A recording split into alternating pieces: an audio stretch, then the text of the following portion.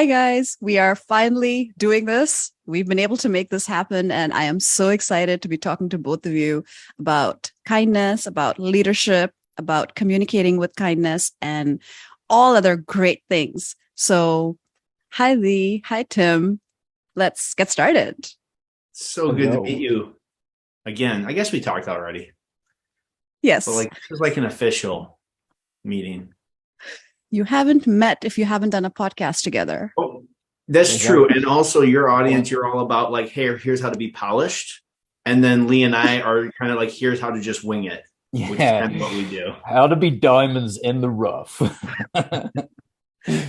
That still has its merits. I mean, I've done years of improv where it's really interesting because you're actually preparing to wing it. Because we still do a lot of practice. We do a lot of practice improv games. We meet like many times before we do an improv show. But yeah, we're literally just preparing ourselves to be on that stage unprepared. So that's a skill and an art for sure.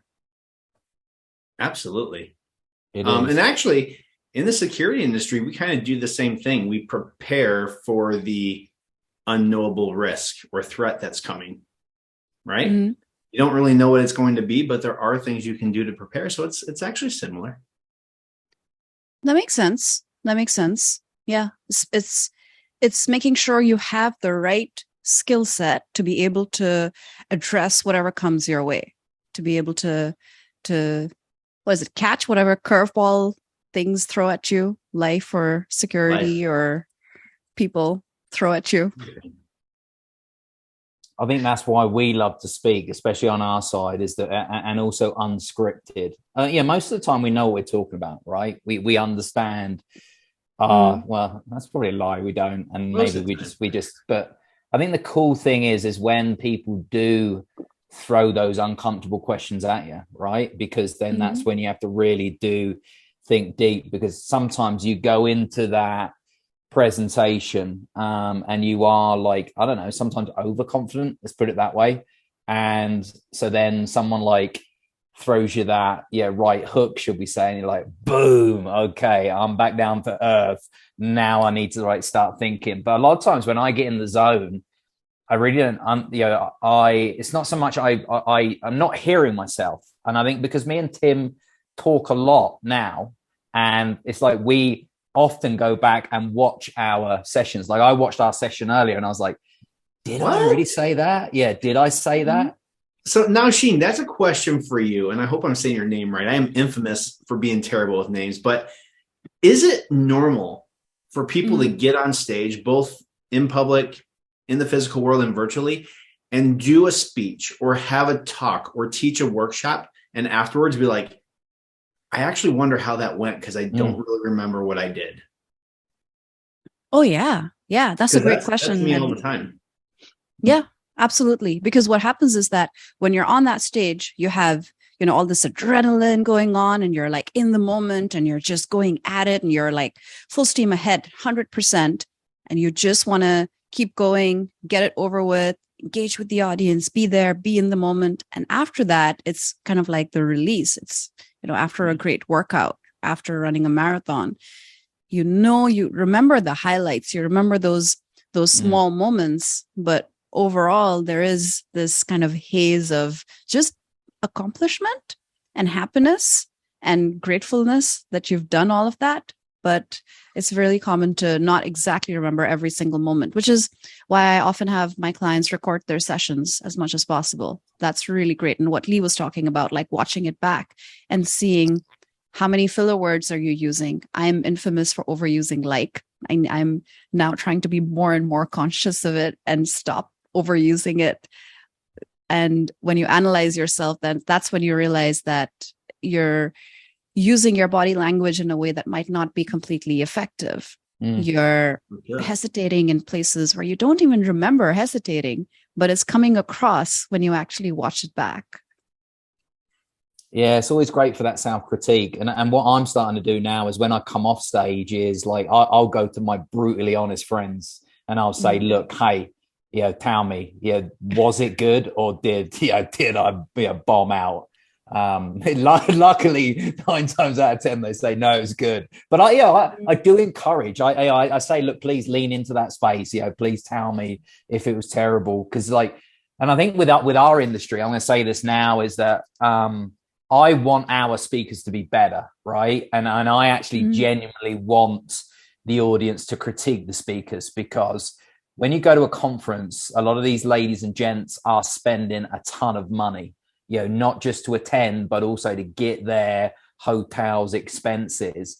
And I don't want to talk bad of other speakers, but like, if you really love your trade craft and you love to speak and you love to give back to the audience, then you should also be like, for example, the security exchange that we've just been at, and I had the privilege to speak. If I'm not selected next year to speak, that's no, like, I'm not going to be disappointed, because I'm like, well, it just wasn't my opportunity, or somebody doesn't think that I should be on that stage. So I'm like, cool. Even though I want to be on that stage because I love it, right? I do love it. I get in the zone. It's so rewarding for me, and I love to tackle new topics. Like Tim knows, I tackled a topic this year that, in essence, I shouldn't have been on the stage, right? It's not my area of expertise, but guess what? I did a lot of prep work. I got in the, you guys would have laughed. I got in the zone. I was listening to motivational music like before it. And then the person that I was speaking with was like the complete opposite. Exactly. It was the complete opposite of me. Like Mary, as Tim knows. So she's a lawyer. So she's super concise, calculated, practical. And then there's me, the lunatic that's pacing around like a lion caged up, and I'm just ready to imagine just rip up the stage. And they're like, whoa, okay. But hey, it's what it's all about, right? We're all different, and we all have those special gifts. Yes. And one of the greatest things that you can do, like you said, is to serve the audience from an authentic place, always being yourself. If you try to be someone else, people are going to see through that, and you're not going to have fun. It's lose-lose. So there's absolutely nothing to be gained from that. And the funny thing about what Lee was just saying, if he doesn't get selected next year, he's not going to be upset about it, because maybe it's not his time, right? But I actually think, right, so we're all on the speaking circuit in our industries. We're all regularly on stage, virtual stage, physical stage, it doesn't matter. But there's a place for leadership for when you go to the conference and you're not speaking, because so here's the other thing, right? Lee and we showed up at a couple sessions because we were interested, and some of the people on the platform knew who we were. There were panels. They saw we were there and they got amped up. And they actually brought us into their session a little bit, right? And so I think there's a leadership role that you can play even when you're not the one on stage, right? Because we can inspire confidence in other people just by showing up. We have to be careful with that energy though, bro, because like I was super conscious of, we'd say the guy, like Mike gave me the microphone, should we say. And I was like, damn, I don't want to get like too into this, because I don't want to upstage other speakers. That's a good point. Yeah. So I was like, okay. But then like, as Tim knows, I got emotional, like something really triggered me. I thought you were going to lose it. I was like, I didn't know what happened to me. Like I got like consumed by this like just wave of emotion. And I think it's because like one of our other good friends had really put herself out there and been like really vulnerable with one of her stories. And then the mic came to me and I was like, and as always, I don't know what I'm going to say. And then I just go, right? And like halfway through it, and I think it was lucky that Tim actually was to the left, because I did actually look down at him, and it kind of enabled me to recover. And then like just it's like virtual hugs, but it was, and it gives you that strength. Yeah, it was. But I nearly had a stumble on it, like Tim tell you. I think he thought he was going to have to get up at one point. But he didn't. It didn't have to. And yeah, it was good. And then the guy who was leading that panel like saw me later, and he's like, oh my God, what you do is like so cool. And I was thinking, are you honestly, was it? Because I actually felt quite, and I was explaining to him, and he's like, you really were that emotional? I was like, yeah, I was like super emotional, and something that was said just like triggered, and then I went into my own internal like kind of flashpoint, and I couldn't control it. When you get emotional about something, that's when you know you've really connected with the audience, because people love emotion. They really don't like talking robots. They don't like just people that don't seem to be human when they're presenting. And the moment you bring that humanity in, whether it's in the form of emotion or in the form of a joke, in the form of engagement, it really, really pays off. So, that's an interesting topic to bring up, right?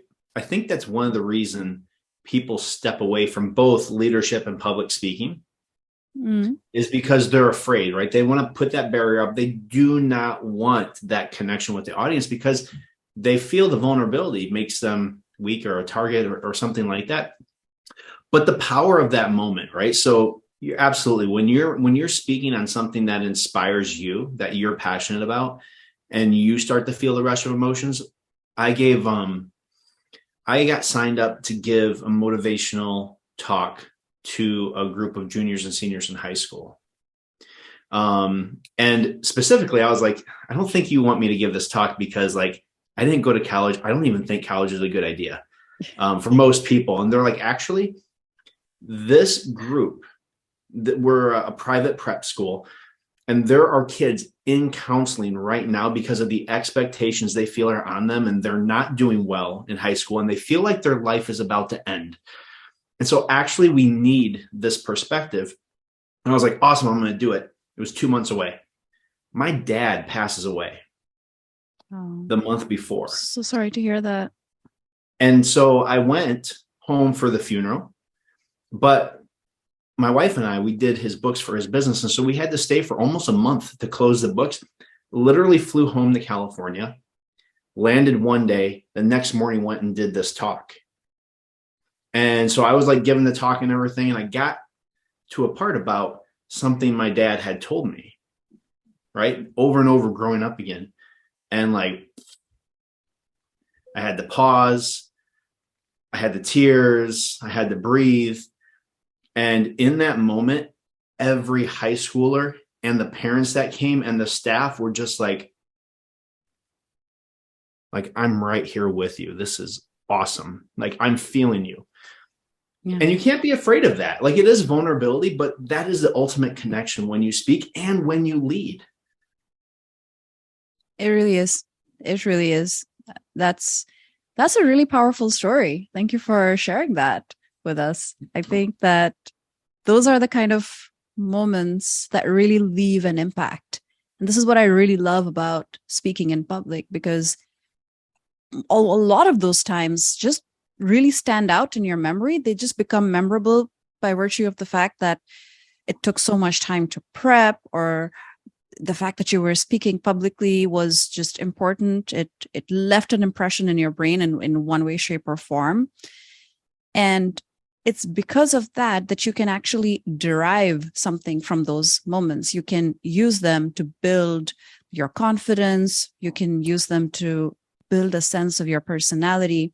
This is what I really love, being in this space where there's this dialogue happening between the times that you're on stage and your regular life, because the two are interconnected. And that's what I really think is the power of speaking on a stage, because it's not just for the sake of speaking on a stage. It really affects your own personality, your own confidence, your sense of self-worth, your communication skills, your effectiveness.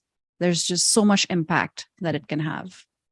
Tim mentioned this on one of our most recent sessions, and he expressed, we are what you see here virtually, exactly the same person, right? We are this same people. Like, everybody says that you guys are crazy and you're so energetic, and I think that's why so many people connect with me and Tim, because we're not false facades, right? We are exactly who we are, and we will bounce like fireballs literally into any place, environment, and lift up any energy like that's in there right now. And I think that's the coolest thing, and that's what I love about the life I'm living right now, is because I don't have two lives, right? And I don't have two faces. I just have one face, one life. I've blended the two, which can be dangerous, as we know, because a lot of people say, oh, you can't do that. But for me, I love it because, again, it just feels so beautiful. It feels so right for me. And I literally can say exactly how I feel. And what I've learned now about communication is I can really break down that communication, and I can see when people start like being defensive, and then like I'll lean into that conversation even more because I want to show them, why we shouldn't go the way, why we shouldn't be defensive, because I feel so many people don't want a conversation these days, right? They don't want to debate. They just want to, they want to put themselves in boxes, and it's so sad. And it's like, and I have this conversation with my teammates so often, and I'm like, look, I'm not complaining at you. I'm not trying to give you abuse. I'm not trying to talk down to you. This is a teachable moment, right? We need to have this conversation. And then I watch them get defensive with me. Yeah, but he said that or she said that. And I'm like, whoa, come on. Let's bring it back a little bit. Let's really unpack this. Let's understand this. And sometimes it's difficult and it takes us a long time. But I think that people are not willing to go there because it's so painful. What I'm trying to do is, I say, put them through that hurt locker, because I'm like, you will feel amazing at the end and you will grow. Right? You will feel amazing. Exactly. It's the stretch. You have no choice. You have zero choice. You're doing this. The door is locked. It's padlocked too. There's a chain around it, and let's go. No, I love that. I love the idea of just being one person, because having multiple faces is exhausting. Yeah. Even in your offline life, of course, you adapt different parts of yourself in different circumstances, but overall you got to be the same person. If some people don't recognize you in another context, that means that you're really holding yourself back, or you're putting up a lot of different filters, a lot of different ways to change yourself. And I actually did that for a really long time. I was a chameleon in so many ways. Here. Yeah. And it's exhausting. It catches up with you. Painful, exhausting, and just toxic too. It's an interesting thing. And I love that we can talk about this, because very few people are talking about this, because it's such a sensitive topic, right? But every mentee that I pick up brand new for the last year and a half, the first thing I start discussing with them is their public persona. And they're like, well, I'm just out of college. I'm in like my second job. Like, I don't really think I need a public persona. I'm like, oh, but you do. Mm-hmm.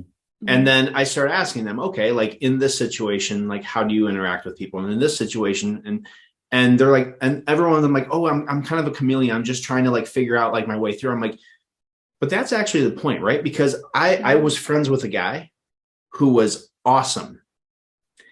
And then I started working with him, and he was awesome outside of work and terrible at work.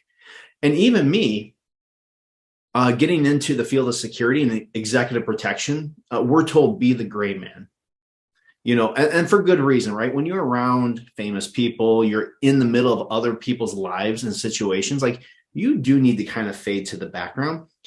But so many times they take that be the gray man to an unhealthy point of, you should always be, mellow, and you shouldn't have a personality, and you shouldn't, this, and you shouldn't that. And pretty soon they're tamping you down. And at one point in my life, I started knowing people from one type of job, and then another type of job, and then my social life, and then a different part of my social life. And then at one point I was like, as I grow up, all of these spheres are starting to converge, and I feel like I'm full of crap. Yeah. And if I'm full of crap, if I feel that way, when will everybody figure that out? And once they do, will I ever be able to be me again? I'll always be a lie. That's how I felt. That's powerful.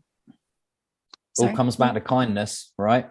This is what people don't understand about kindness, is that for me, kindness, especially to oneself, is being your true self, right? and it's what Tim's said there, because and you brush on it too, is that if you're living this false facade, if you're living this lie, and you've become that chameleon, it is so toxic, because you're like who am I meant to be today, or who am I meant to be right at this hour? But if you're being true to yourself, then that's when you're applying not only kindness on yourself, but kindness all around your ecosystem, right? Because everybody, and we talk about kindness a lot, and like literally it's probably it's our way of life now, to be honest. It's our lifestyle. And again, in our industry and in our community now, we've become, I think, more known for being the kindness crusaders, or the co-founders of the kindness games, which is beautiful. But what we're trying to do now is blend it into our community and showcase the power of it, and actually where it sits. And one of our one of the coaches that we work with, Dr. Rob McKenna, has just done this beautiful thing with Tim. I'll let Tim tell you more about it in a minute, because it was him that provoked that conversation. But a good friend of ours, put reposted on LinkedIn, and it was like, is it kind to say no? Right? That's kind of the essence of it, right? That's the context of what it is. And for me, it was like I had to jump on that straight away, and put my 2 pence worth on there and say 100%, right? And to be honest, saying no is probably the more kinder than always saying yes, right? Because again, you're really understanding the power of those words, yes and no, and what do they really mean. And often it's like our crux, right, or a crutch, and it's like what we go to, our escape, was to say yes. That's so comfortable. Yes, I'll do that. Yes, that feels great. Yeah. They've asked me. I'm just going to say yes, right? Mm-hmm. Whereas the kindest thing to say is actually stop. No. What? Kinder to yourself and kinder to the other person, because if you're overstretched, you're not going to deliver on those promises. You're going to overpromise and underdeliver. You're going to damage your own self. You're going to damage the relationship. You're going to damage the expectations that someone else has from you. Just again, you're just backing yourself into a corner. And I think it's a lot of it, at least for me. I don't know if you guys went through similar experiences. I think we're all, roughly the same age. So we're roughly the same generation. I like saying that we're, the oldest millennials, just barely a millennial. And I feel like when we were growing up, we were really taught to fit in, don't ruffle any feathers, be diplomatic, don't try to be a smart ass, just be, go with the flow, be polite, fit in, make sure that you're not sticking out like a sore thumb. Don't be different for the sake of being different, because who do you think you are, Nausheen? And that was really, my life. A lot of times I just really wanted to stand out, and I was just told, that's not right. That's not the way to do things. That's not the way to live in a healthy, functioning society. And that is just BS, really. And that's what really shapes our minds. And it makes us feel that if I stand out, I'm doing something terribly wrong and selfish. Yeah. And that's too bad too, because I think that is easier to teach than how to have a healthy discussion and debate. And I think that has kind of gotten us to where we are now, where Lee was saying earlier that people just don't want to have conversations. They don't want to hear different opinions. They don't want to be challenged. But I just have to say, like, how boring is a world where everyone around you thinks just like you? Like, that is terrible. It's exhaustingly boring. Like, yes, Tim, you're so good. I'm like, okay, thanks. Or they're pretending, right? It just leads to more and more deceit and pretense. Yeah. So. Again, that goes back to the toxicity, right? And I think me and Tim are starting to get to that stage in our career now. And this is what I'm always trying to say to people is like, hey, don't just say those things because I'm trending, right? And you think it's cool to hang out next to me. I really want to have those deep, meaningful, and powerful conversations. I want to be pushed. I want you to push back on me again too. Yeah, if there's something that I say and you don't like it, let's have a conversation. Yeah, and Tim's totally right. Nobody wants to have those tough, because they're hard, right? You know, if you're going to really break down and have that challenging, it's hard, right? And it's painful. So it's like, hey, yeah, come on, let's get real. Let's go for it. Something I realized was that we, in typical unconventional fashion, we jumped into this and we didn't actually take a few minutes to do an intro. We could always, cut this in earlier, but would you guys like to do a quick intro? Just talk a little bit about who you are and your journey so far. Sure. Go ahead, Lee. This is take a long time. Let's keep it quick, otherwise it will be. So I am Lee Oughton. It's magical to be here, and thank you so much for inviting us, and we're really thankful to have this opportunity to talk to your audience. I'm the CEO of Fortress Risk Management, the co-founder of the Kindness Games, a security influencer, and also board member for the Relentless Revival Safe Haven, which is for victims of human trafficking. And I'm just a very happy, positive ambassador for all things good, and I just want to give back. That's my sole mission. And I'll pause there, otherwise I'll keep going. My goodness, that's a lot, bro. Too many jobs. I exactly. also work and lead in the security industry, but I am the creator and co-founder of the Kindness Games. Lee and I kicked this crazy thing off together 2 years ago, September of 2020. And essentially it started because I was kind of starting to fall into a depression, and I asked Lee to help me refocus on positivity. And so we started this game called the Kindness Games, to where we just shouted out one person a day for 30 days, elevating somebody else for the good that they're doing in the world and how they've impacted us. And it really worked to refocus my attention on gratitude and positivity, and get off of all the negativity with COVID and everything going on. And then another weird thing happened is people started doing it. And by the next year, we had one person at least on every continent, except for Antarctica, who had done that. And so this is what we do. And now the Kindness Games is turning into a leadership and wellness and coaching company. That's awesome. I love that it started so organically, and I love that you guys were collaborating without ever having met in real life until very recently.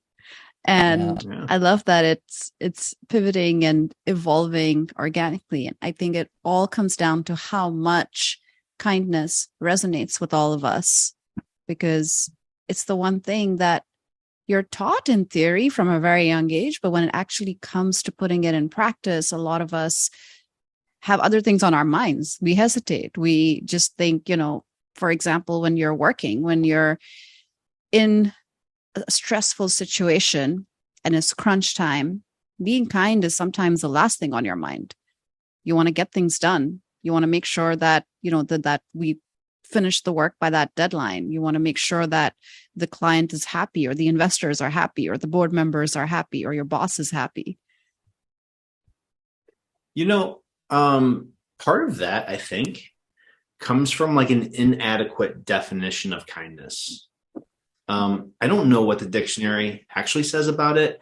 I'm pretty sure it says something about being grateful and being nice to people. And that is part of it. But at the Kindness Games, we've redefined it into kind of a more functional definition that you can apply holistically to your life. And basically what we say, that kindness is endeavoring to recognize the humans on the other side of each situation, every scenario that we manage through in life, and trying to figure out and trying to provide the best outcome for them in that scenario. Whether that's, hey, I'm in a meeting with some high-powered people and I have a young professional who's actually really smart, but they're not being heard. And so while I am captivating the room, I'm actually going to like pass that baton for a moment and let them be seen.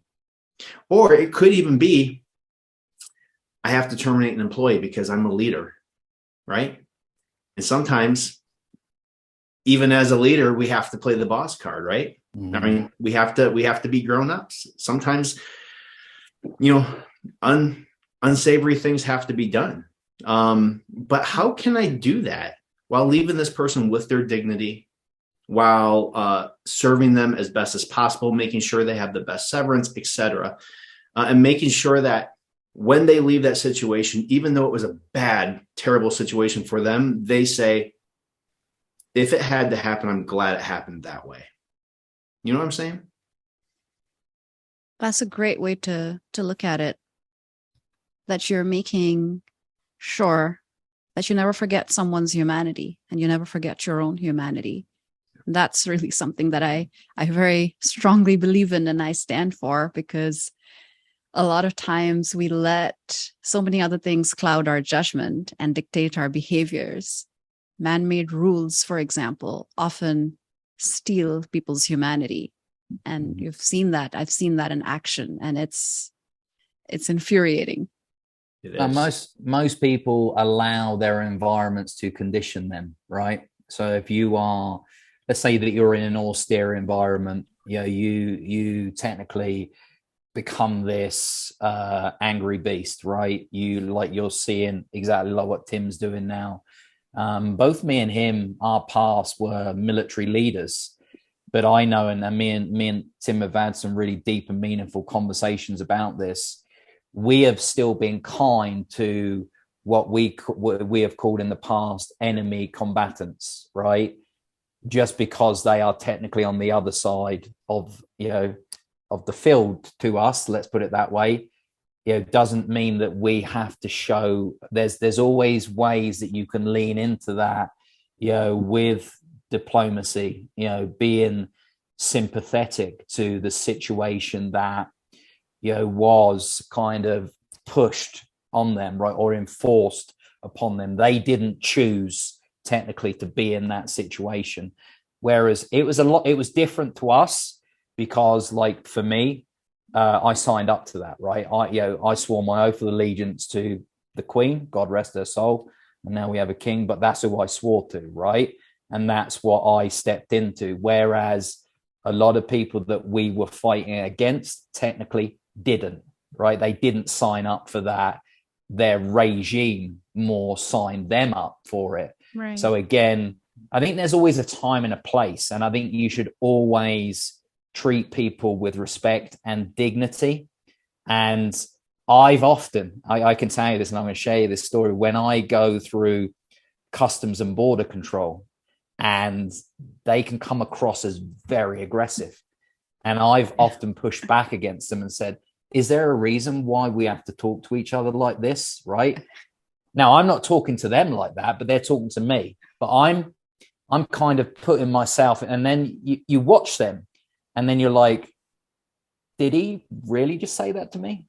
But I've got their attention, because otherwise what they become is antagonistic. And what I'm like is, well, why are you being antagonistic?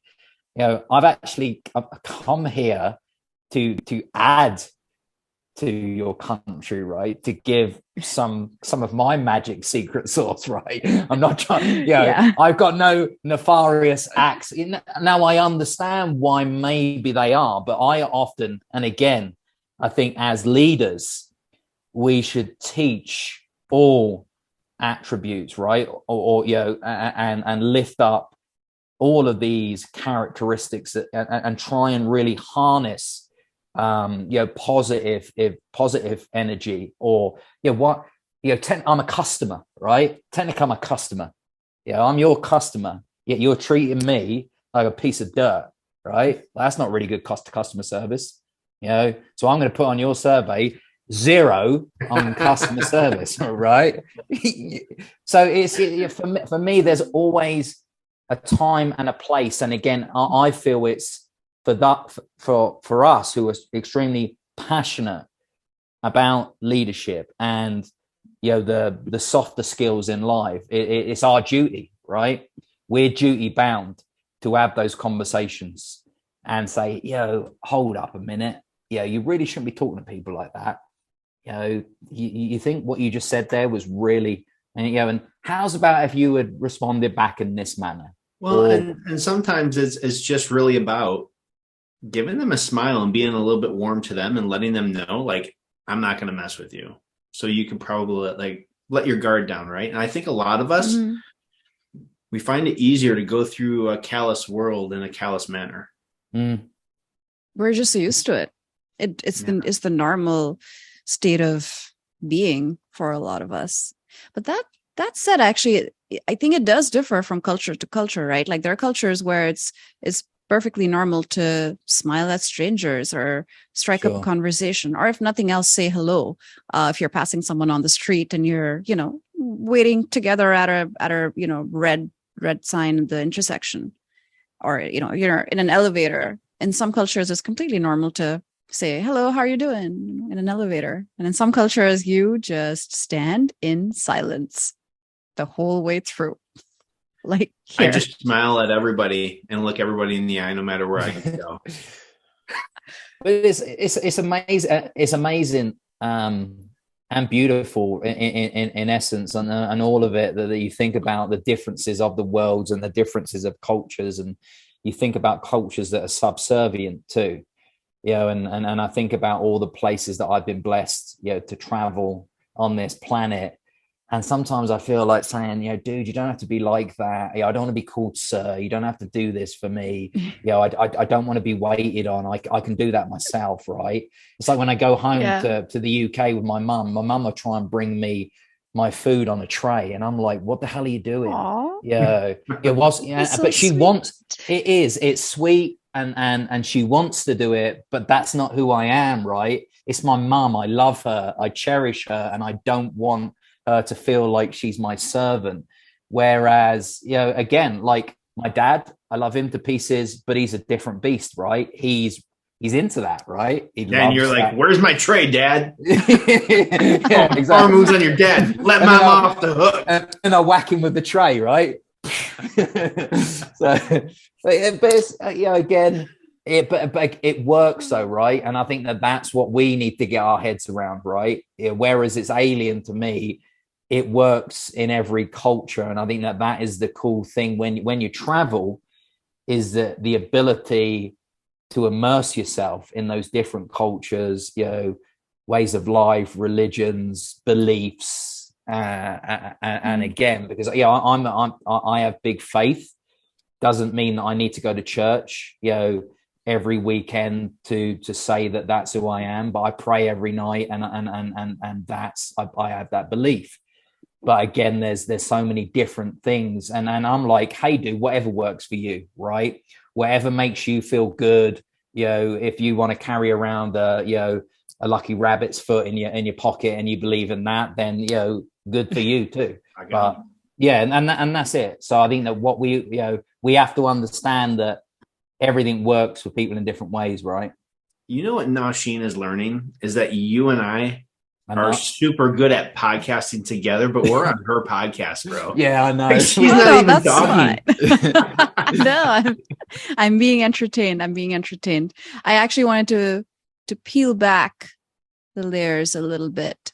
We were not the three of us, for sure. We're not born enlightened. We're talking a lot about these really great things that we believe in now. And I do believe that all of us are being extremely authentic, but we weren't always like this. We've made our mistakes. So I want to get into that. I want to see what kind of things, I'm just interested in knowing what kind of things actually stand out in your memory, where you realized maybe later on, perhaps not in the moment, that I was not being the kind of leader I wanted to be. I was not being as kind as I wanted to be. And then later, perhaps that realization contributed to being the person that you are now, being the people that you are now. You want to go first? Yeah, I'll go first. Yeah. I mean, we can talk about how I've screwed up all night long. Yeah. I can get my wife up here. She'll tell you. But, looking back, right? So we kind of talked earlier or later, depending on how you cut up this podcast, about how I was kind of a chameleon, right? Mhm. And that was probably one of my biggest issues. So for me, it was insecurity, right? But even when you're being a teammate, but if you're a leader and you allow your insecurity to dictate how you show up, you create inconsistency in expectation with your teammates. They do not know how Tim is going to show up, how Tim is going to respond to the news, how Tim is going to whatever, right? And that is a huge injustice as a leader, to not allow your team to know, like, hey, this is how Tim shows up. This is how Tim responds to good news and to bad news. I can expect this every day. And not that you can't have an off day. You can, but it should be the exception. And that off day should cause your team members to be like, you know what? I wonder what's going on with Tim, because he's not right today. But when it's constant inconsistency, that's when you get that eggshell effect, right? And that insecurity within me that tried to cause me, like, ooh, I got to talk to these people. How am I going to be? Oh, I've never met this type of person before, and I need to be taken serious. So, like, how do I do that? And it's just, I don't think it's fair. Does that make sense? It makes a lot of sense when your team members look at you and they can't see the same Tim from day to day. It really disarms them. It really makes them feel like they can't rely on you, because what should they rely on? Should they rely on a Tim who's, who gets angry at the drop of a hat, or a Tim who's smiling all the time and bringing them donuts in the morning? I do love donuts, though, to be honest. Donuts are awesome. Yeah, bring me donuts, please, bro. There's a shop in San Francisco called Bob's Donuts. I don't know if you've ever been, but they're little pieces of heaven. They are. And right, you've been. Awesome. Absolutely. Yeah, it's amazing. I dream about those donuts. So I've definitely been in that situation as well. Perhaps it's a rite of passage for every young or inexperienced leader, but I definitely was in a space where I was doing this and I wasn't even aware that I was doing this, where Exactly. I was going in between crunch time, which for me at the time was being on a film set, because when you're on a film set, you have to follow a really strict schedule. And if you're the director, and sometimes I was the director and the producer, I had to make sure that, we were firing on all fronts, excuse the military metaphor. And we were always there, always on, just kind of charging through.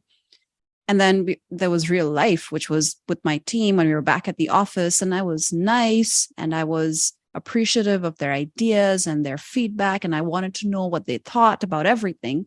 But on the film set, when it's crunch time, I don't want to know what they think. I'm not interested in their feedback. I know what needs to get done, and it needs to get done. I'm not going to spend even 5 minutes discussing something with them, because time is precious and I'm the director and it has to be my vision. And all of that is true, but it doesn't need to be said that way. They don't need to feel to be your that way. vision. Man, unfortunately, that could be a book on leadership. Unfortunately, because filmmaking is the director's medium, and it's an unwritten, or actually sometimes in some cases written, rule that is the director's vision that's coming to life. So the director has the final say on everything. But there's absolutely a way to do that with kindness, with humanity, without making people feel like they're less than. And I know that I made that mistake early on, and people started becoming wary of me on set. And they were like, oh, Nausheen just turns into a monster. We don't know what's going on. And then later, when I would go back to my usual self at the office, they just wouldn't know what to think. The path to enlightenment. Wow. Isn't it powerful and strong, right? So let me put some thought provocation out there and say this. You cannot be a great leader if you haven't screwed up in your life, right? Because, so Tim knows my story extremely well. I'm on my third marriage. I've lived the failure roller coaster. I have ridden, excuse my language, ridden the shit out of it, but I have. But it has made me who I am today. I needed to go through it. I was flying high when I was at a big corporate player. I was on the succession plan to be the chief security officer. I had a big, beautiful home, 2 big pickups, swimming pool, beautiful family. However, I was arrogant, I was egotistical, I was materialistic, and I am not the human I am today. So I do believe that the big man upstairs put me where I needed to be to teach me a lesson so that I could come through the other side and have, before I could come through that other side, that mirror moment where I looked at myself in the mirror and I was like, how the hell have I got here? Who am I? Who is this looking back at me? And I don't like it. This has got to change immediately. I am not the kindness crusader. I am not the co-founder of the kindness games. But today I can wear that mantra and I can walk that walk extremely proudly because I know what is on the dark side, right? But I ask people to understand or ride the dark side so they get it.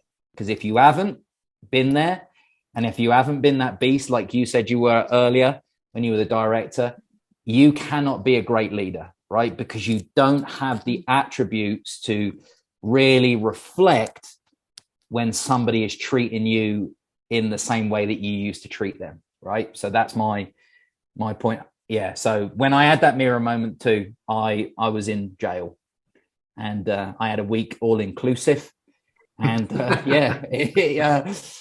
it certainly shook me up because I come from a very not high society family, definitely mid upper class.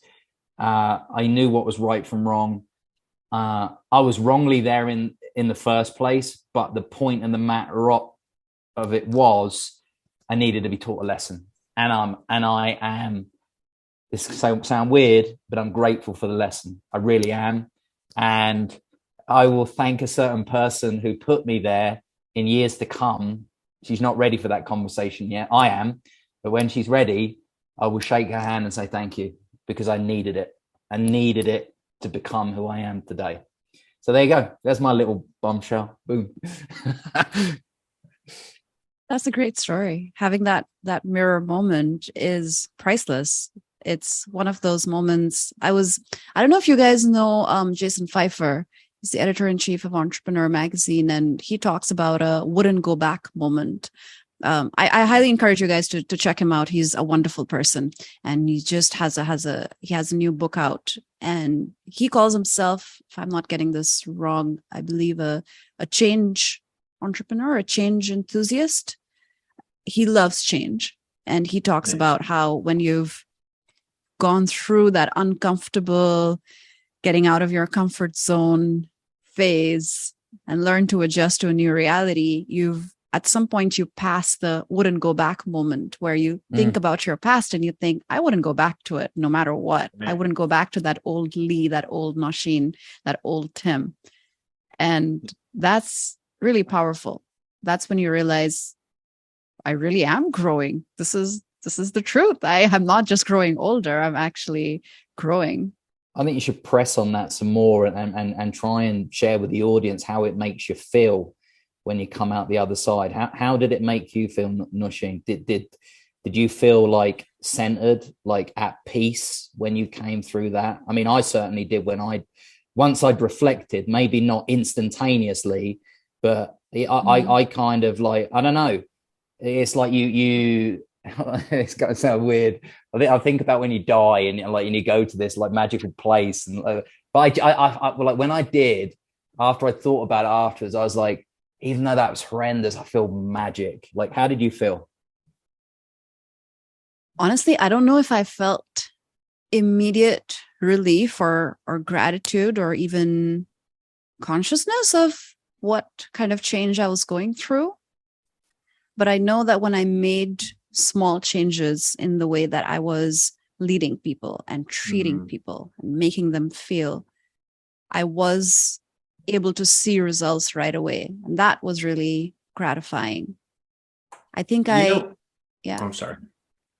I was saying that I think it's really interesting, right? For me, it's really easy to have a sense of self-awareness in certain contexts. Mm. So when I'm on stage, for example, I'm super comfortable. I understand who I am, what kind of vibes I'm giving out, and what kind of vibes the audience is receiving. Where is the energy in the room? How am I going to interact with these people? I'm just all there. And I'm one of those weird people for whom it's much easier to make that connection on stage than sometimes one-on-one. So in one-on-one or interpersonal communication, that's where I really had to learn. So I've gone through life a lot, just doing what I think is okay in the moment, but absolutely not being able to read the room properly when it comes to the interpersonal communication. So I think I must have just improved in little bits and pieces over time. And it's only now when I think back on it, it's when I realized that people were happier, in the beginning, and you could see the results in the form of attrition, right? In the form of people leaving or people staying. And in the beginning, I had employees leaving really quickly. Team members just got burnt out because of the way that I was handling the business, the way that I was leading the business. And then I eventually ended up having team members that stayed for years because they really, really understood what the company was about. And I think they were enjoying working with me. And I realized I was not the same leader with them that I was years earlier with other people. It's interesting, right? Because this conversation is a good one. And it reminds me, so Rob McKenna, Lee mentioned him before, good friend of ours, Wild Leaders. He talks about similar things, but I often talk about we're all becoming. Mm. We can't stay the same. Like, even if you think you're staying the same, you're not. You're at least aging. Something is degrading within you. If you don't work to build yourself up, you're actually probably degrading, going backwards in some sense. But how many of us are becoming intentionally? Are actually saying, I have a North Star that I want to become. And I may not get there, but that's my North Star. And the interesting thing about this is, if we recognize that we actually can't be static, we must change. It's just the world around us is changing, so we actually can't stay the same. How do I want to change? And we talked about the chameleon effect, how that will breed imposter syndrome. And like, you just like, ooh, like, I have no idea who I am right now. But you also brought up another point with like executive presence. So, at the Kindness Games, we talk about how you impact the world, what you're putting out, but everybody has a presence, right? And we need to become aware of what our presence does. And then body language on a stage is magical, right? Because you can enhance a presence to give a feeling, to receive a response. But even in this conversation right now, we can do the same thing through the camera. When I have meetings with my employees, I use specific language for specific things, because specific language drives emotions, right? Yeah. So like, I never need to talk to you unless it's serious. And like, you need to come prepared. It's always a chat, because chats are fun, right? It's different things like that. Like today, we just got a new, so we do foster care. I don't know. Do you know what that is, Nausheen? Is that something? For children? Okay. Not everybody knows. So we do foster care. We just got a new foster child today. And today, this little girl came and just completely bright-eyed. Who are these people? What is this place? And so my presence today was very closed, small body language, right? To minimize myself so that I would become more approachable. And, very light, easy, high-pitched talking. And so, there's a difference between how you present and who you are, right? Because per the situation, we can change our presence without compromising who we are. to affect a desired result. Does that make sense? 100%, bro. And I love that. I mean, that's, that is also self-awareness, probably at the highest level. And now she mentioned this earlier when she was like, and I was going to do a count on how many times she said self-awareness, but that triggered me because that showed to me of that she was going through that process and she was aware of that change, and same as you are. And I think that that's a gift. Now, whether it's a taught gift or whether it's a gift you were born with, that's obviously open for discussion and debate. But I think something that everybody can learn, though, and everybody should become aware of. 100%. And I think it's also a gift that you can enhance and develop to the highest level. And I think that you, and I'm saying this because I spent a lot of time with you and I watched it last week, is that something that you are very good at is allowing that other person that space. It's important, bro, because like something that I criticize myself about since I've come back is that because I have this gregarious kind of mannerism now, and a lot of times I barrel into a room, that really hurts some conversations, right? And there was a lot of people that I wasn't able to connect with that I wish I had connected with. And I've tried to connect with them since. So that is something that I'm very self-critical and self-aware of now, and something that I need to do better of next time I show up. Now, I've already approached it with those people that I wish and they were like, hey, no, it's cool. We know where you are, who you are, and how people pull you. And I was like, no, please don't say that. You are just as important as I am, or if not more important than I am. And I always want you to know that please. So I'm going to really turn my temperature down a bit more when I start going to these conferences, and then understand that there's a time and a place. We do grow every day as humans. And I think that the coolest thing is when you do become a critical thinking leader, is that you have the ability to have these deep and impactful conversations. And because some of the things that we've all said here technically are quite vulnerable, right? People could pull us apart for it and say, oh, can you believe that she said that, he said that, and so on. But then people like us wouldn't care, would we? No, we wouldn't care. And I think that's the coolest thing for me. And I think when you've had, and I go back to what I said about the mirror moment, because I've had that mirror moment now, I'm on the other side, right? So I genuinely don't care. Even though I do go through, I give myself this internal survey all the time and say to myself, am I still on that level playing field? Am I still going on the upwards trajectory, or have I gone back to the dark side? Because I don't want to go back to the dark side. I don't want to be that human, because that human was, a nightmare, and it's not something, I look back a lot. I don't go backwards, but I look back. I always do that reflection. And I think about some of the things I did, and I'm so not proud, but I understand the power of why I did it to take me to where I am today. And I think that is key, that we always communicate that, because I think you said it, probably about 10 minutes ago, is like, hey, let's cut the BS. In reality, we weren't always kind, right? We weren't always good people. So we did have to go on that path to enlightenment. Yeah. Oh, yeah. However enlightened we are now, like you guys, like we discussed, that we're always works in progress. Yeah. And it's great to have that check in. It's great to make that a consistent part of your own journey of self-growth, to always have that check in, to always try to really have that honest conversation with yourself. I think it's in the moments where I've had those honest conversations with myself that have really been the most productive, the most profound, the most meaningful. It's only by having those conversations that I've been able to make big changes in my life, like quitting smoking or quitting fast food, or finally, learning French. That was one of my big challenges in life. Hey, wait, we need to stop this conversation. So you quit fast food. Tim he loves McDonald's, right, bro? Yeah.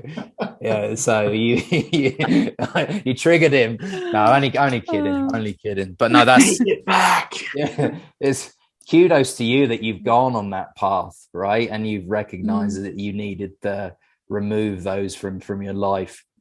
We could We work you. towards wrapping up. I think it's the kind of vibe where we can probably go on for hours, but we won't bore our audience with that.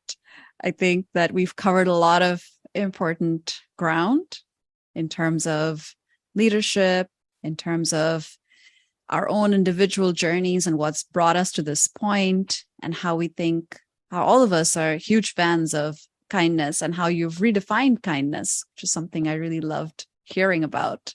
So any last thoughts from you, Tim and Lee? You know what? I would just say, that no matter where you find yourself right now, no matter how on top of the world or how powerless you feel, you get to choose. And you get to choose about you. You can't really influence how the world comes at you, but you can choose how you take it to the world, right? And, whether you believe in karma or anything like that, it is true. What you put out to the world does, in fact, come back to you. People see it, right? And so we get to choose how we engage with the world. And I and Lee, we've chosen to lead with kindness in every aspect of our lives, knowing that, we're going to have off days. Some days I'm not that great of a guy. But the funny thing is if we aspire to lead with kindness, to impact our world in a positive manner, then the sphere around us is a happier sphere. And the sphere around us wants to be closer to us, which creates a tight-knit community, which if you uplift them, they're going to uplift you. So that's what I have to say. Check out the kindness games. We have the game, but we also talk about leading with kindness and how to influence others throughout your life cycle. Stunning words, my brother from another mother. And I think that I'll just end it on, I'll keep it simple, short and sweet. Otherwise I'll go on forever. Just do you. Be who you are, love who you are, and lift others up around you. We all deserve, for our voices to be heard. We all should be encouraged to have that seat at the table. So, stop suppressing others, lift up, unite, come together. Let's have the conversations.